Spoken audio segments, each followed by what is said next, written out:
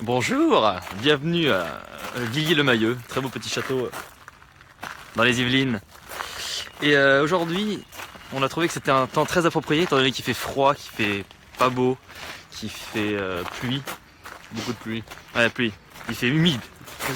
Et c'était le temps en fait parfait pour parler d'un petit en fait Un petit roadster. un petit roadster cabriolet. Voilà. Donc qu'est-ce que c'est, Pierre-Yves? Bah en fait, c'est comme une MX5, sauf que c'est une Fiat 124 Spider. Voilà. Donc la Fiat 124 Spider. C'est exactement les bases techniques et tout le châssis, tout ce qui est technique, c'est la MX5, en fait c'est la Miata, donc c'est la dernière. Sauf le moteur il vient de chez Abarth. Donc c'est le 1,4 litre Abarth classique.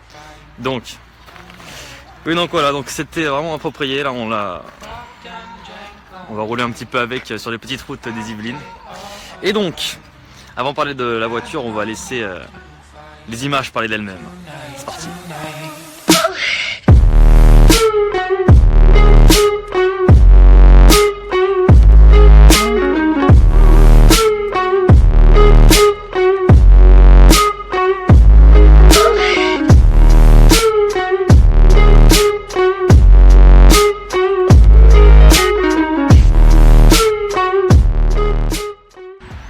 Donc voilà, donc moi si tu veux, j'ai eu une SLK.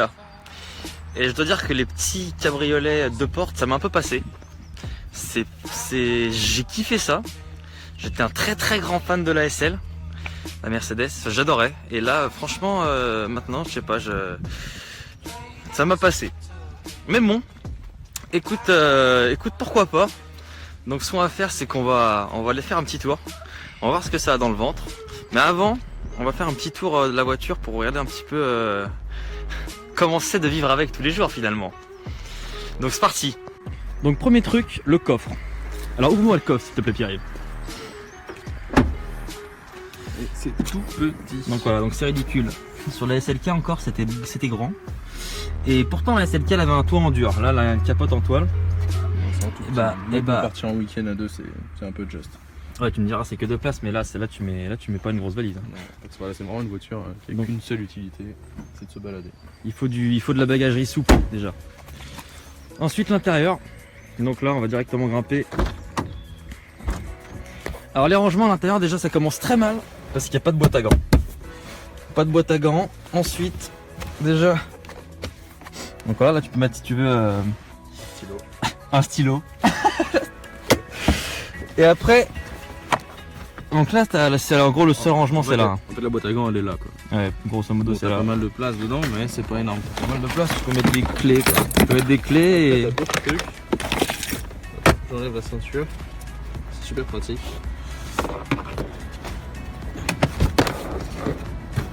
Petit rangement ici. Ah oui. La petite cachette des papiers. D'accord. Mais il n'y a que de ce côté là. Voilà. Ok. Non je crois pas. Non, de je l'autre côté aussi. Je saurais pas. Ah ouais. Ah, attends. Attends. Merde, comment tu fais? J'ai enlevé la ceinture pour que ce soit plus simple mais t'es pas obligé. Et comment tu fais? Démontre-moi. Ah oui, la poignée. Voilà, t'as aussi le Ah. je pense. Voilà. Donc non, il y en a un de l'autre côté. Voilà. Ok. Voilà. Donc voilà, niveau rangement, c'est pas terrible. Bon, de toute façon, c'est une voiture, ça n'a qu'une seule utilité, c'est la balle. Ça sert à rien d'autre, faut pas espérer Oui, ça. c'est pour ça que tu l'achètes. Hein, C'est au moins une 2, voire 3ème voiture, voire plus. ouais.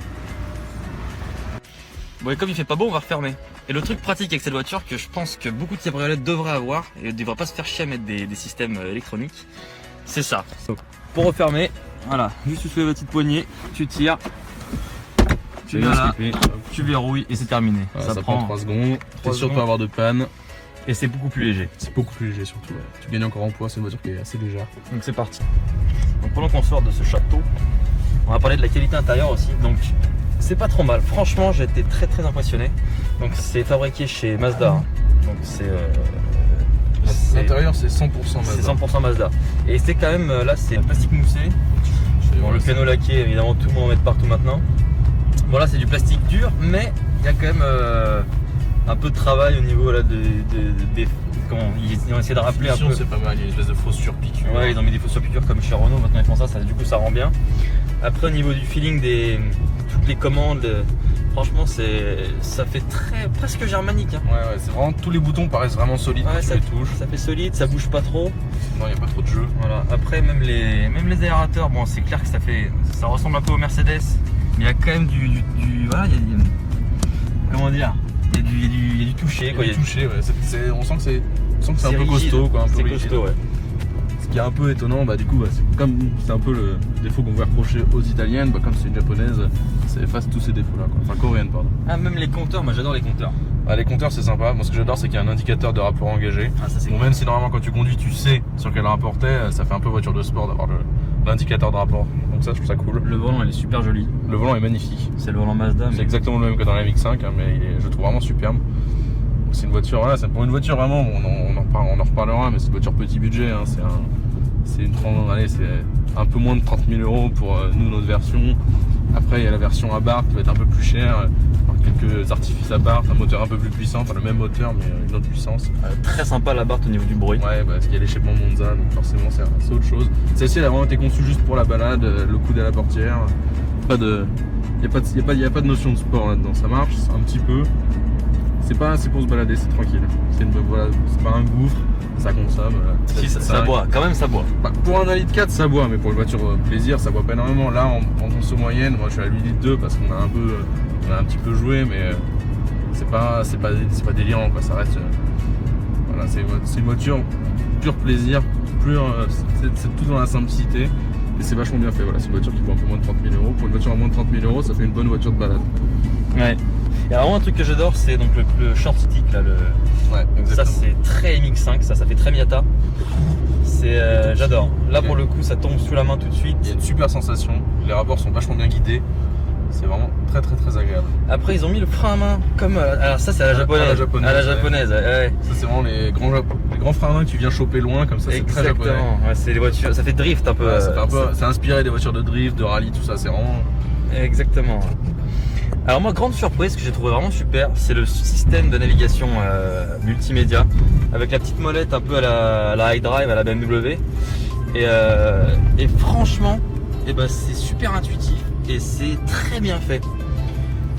Parce que bon, contrairement par exemple, il y avait les premières versions de l'iDrive qui avaient déjà la petite molette qui était horrible à utiliser. Bon, les dernières versions pour moi c'est les meilleures.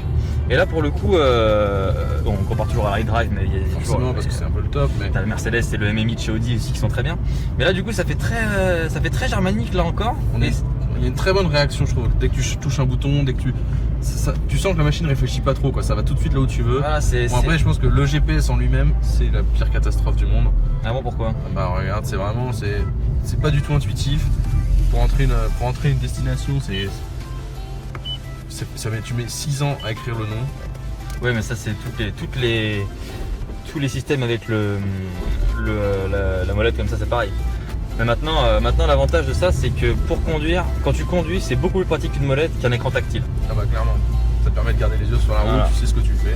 Il est un peu trop en arrière, mais bon, ça c'est vraiment pour chipoter. Voilà. Après, c'est aussi un problème, c'est que tu le touches souvent quand tu passes les vitesses. Ça, c'est un truc.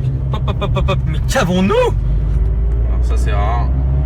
On va essayer de la rattraper. Putain, une Skyline GTR. Une Skyline GTR R33, super rare.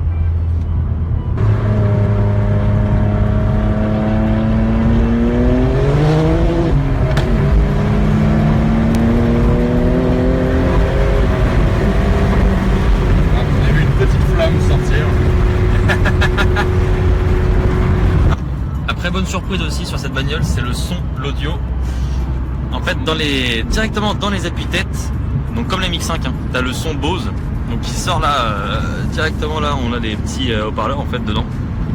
Et alors t'en as donc évidemment t'en as d'autres dans la voiture, et ça fait vraiment un très bon son. Ouais, bah c'est le système Bose en option, qui est vraiment, quand tu mets fort, en fait t'as l'impression d'être jamais en saturation.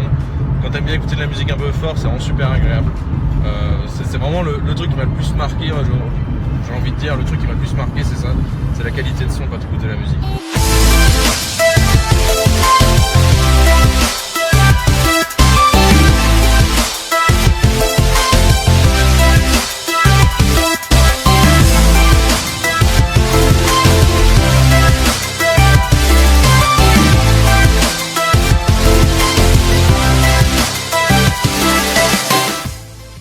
Voilà, abonnez-vous si ça vous a plu.